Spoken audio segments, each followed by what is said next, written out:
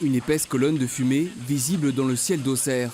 Des particules noires dans les airs, conséquence de ces 500 véhicules détruits dans cet incendie.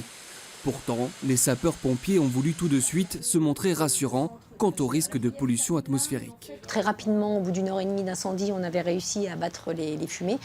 Donc pour limiter déjà la pollution atmosphérique, sur une partie sud de la ville, on peut constater peut-être des particules noires qui vont se redéposer, puisqu'en fait, comme c'était des véhicules qui n'étaient pas encore dépollués, qui avaient encore leur roue, c'est des particules de carbone qu'on peut retrouver un petit peu diffuses, déposées un petit peu partout. Mais avec le vent qui soufflait et qui a vraiment dilué le nuage, ça reste pas quelque chose qui est dangereux.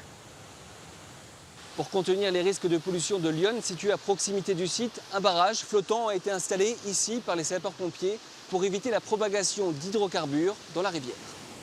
Autre conséquence, des voitures brûlées, avec le ruissellement des eaux et de la mousse déversée pour éteindre le feu. Quelques traces d'hydrocarbures ont pu être observées à la surface de Lyon, malgré ce dispositif anti-pollution. Ça a permis en fait d'avoir un flot de pollution qui a été très réduit en volume et dans le temps. Ça a été rapide et stoppé rapidement. Donc le gros de la pollution aujourd'hui, elle était sur le site, confinée.